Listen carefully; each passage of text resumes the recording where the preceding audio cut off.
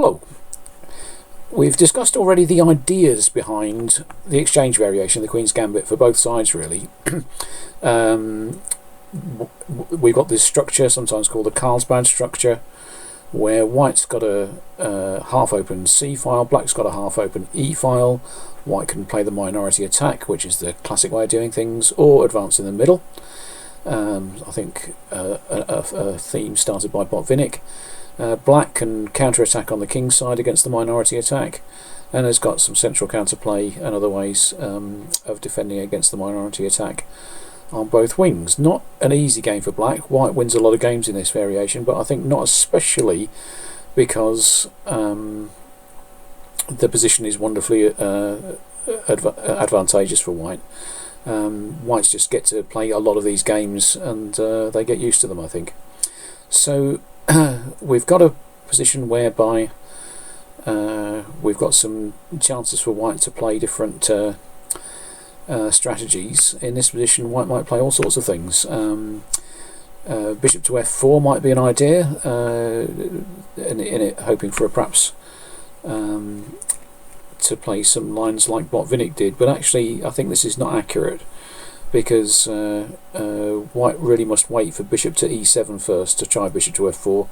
In this position, either bishop to d6 or c6, bishop to f5. These lines are just equal for black, and white's missed their moment. If queen c2 instead on move 5, intending to stop black playing bishop to f5, then black can play c6, and if say knights to f3, now g6, and the plan is to play bishop to f5 anyway. So this sort of position is just equal.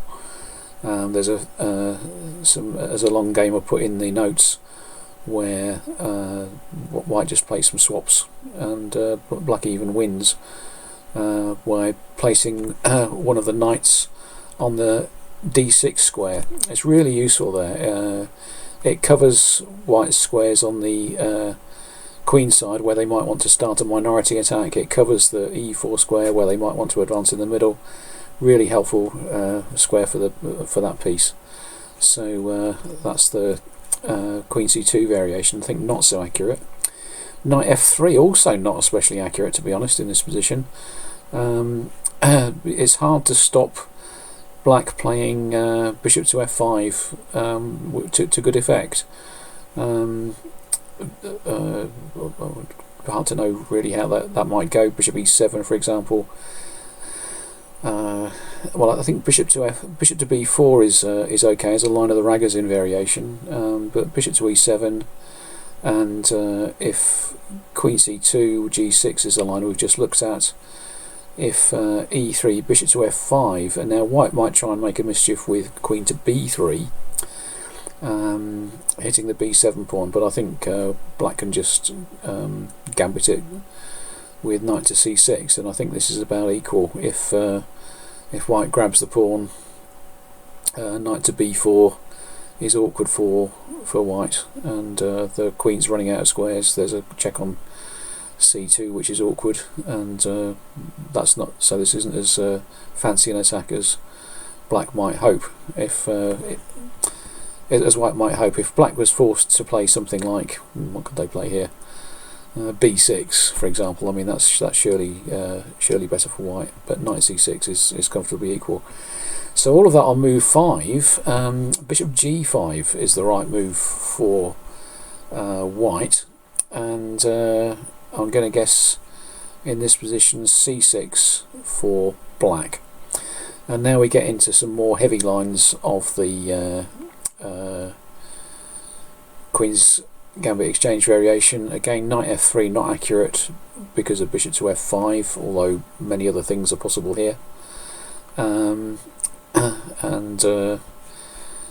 If e3 here, there is a very fashionable line with bishop to f5, which in this position isn't quite so good, because white's got the option of queen f3, bishop to g6, chop chop chop chop, and top grandmasters play this line, and they play it to draw with black, and the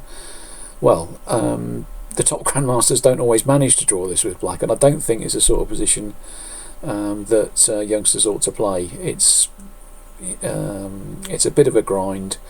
It's taking on a very unbalanced and not an easy sort of structure to understand this. Black's pawns are awful, but they do have the two bishops, and I guess you're really only playing for a draw. If you play for a draw and miss, you lose. If you play for a win and miss, you might draw. So I don't think that's really very good at all. So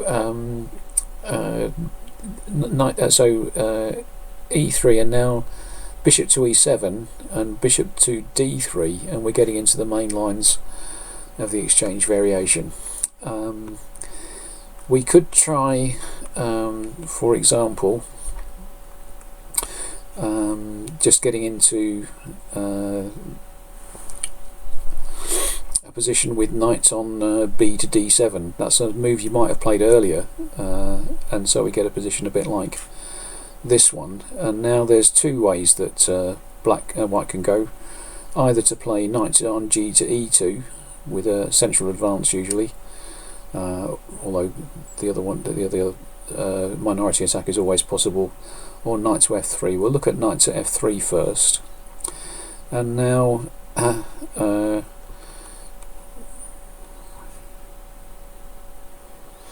one idea I've seen in this position, after knight F3, I mean castles gets into the main lines, but maybe knight to E4 is good here. White can't swap on E7 and then play knight takes E4 hoping to win a pawn, because that just loses a piece. So chop chop, and if queen C2 F5, castles, and black's setting up their kingside attack okay here. Rook AB1, rook F6, rook H6, G5, these sorts of things. I mean, this is a very double-edged and difficult position for both sides, I suggest, but black's not doing too bad here. If instead knight G2 is the main line, and we can play here knight to H5. Knight to H5 is quite a good idea in lots of lines. Yeah, I mean, we are swapping off the good bishop on E7, but we do need to get that kingside rolling, and this isn't too bad for black here. Chop chop, and white's best is supposed to be G4. This is possible because of the knight BD7 move earlier, and so the knight has to go back to F6, knight G3, and black can try here H6, and after knight F5, queen F8. This is not easy chess for black, but sort of getting going, and this position was reached in a game between Spielman and Pelan in 1997, a long while ago, but eventually drawn. The computer reckons it's about equal as well, and I'm guessing it's easier to play for white, but that's just, I guess, true of the exchange variation in general. But certainly not an easy win for white. Instead of knight H5, the main line would be castles, and the main line of this supposedly scary F3 system runs castles, knight F8, F3, and now one line might go G6, knight E6, B5, rook FE1 and A5, and this is supposed to be about equal. Instead, after F3, bishop to E6 is much more sensible and logical. Rook A1, rook C8. So just putting all the bits in the middle, waiting for things to kick off. King H1, knight 6 D7 now. Arranging that swap. Queen D2, knight B6, B3, rook on C to D8. And whenever white manages to achieve this this E4 break, black's pieces are just well placed to put pressure on the centre. and I mean at the moment E4 doesn't look too bad an idea, but I'm guessing a swap and bishop to G4 perhaps, and we're getting some pressure on the various points in the black in the white game. So black looks quite solid. Many games from here are drawn. Another idea for white after rook e8 is castles long, knight f8, b5 and a5. These sorts of ideas keep cropping up. This time we're attacking the white king, so black's got counterplay and probably enough of it. So one line that I looked at continued along these lines. White's got the two bishops, but black is just plodding away, trying to attack on the king side, and black is being solid on the other wing. So, you know, black has counterplay, probably enough of it, but that's certainly the way to play. Just go, if white castle's long, you just go nuts on the queen side, trying not to lose on the other side of the board. What else can we have here? So, for example, an alternative on move 6 to play for white, queen to c2. This is another opportunity where knight to h5 looks best. Chop chop, and if white takes on h7, then we can trap the piece with g6, and if g4, then we can meet it because of our queen e2 move with knight to f4, which is rather good. So the queen c2 move I think is not accurate because of knight to h5. So I mean the big main lines we've probably best avoided, I think. These sorts of positions. There's a lot in them, and I'm guessing white will know them better than you, even if you think they're equal, which they may be equal-ish. But there's lots of ideas about how to play those in the ideas video rather than the variations video, if you do end up in this sort of position.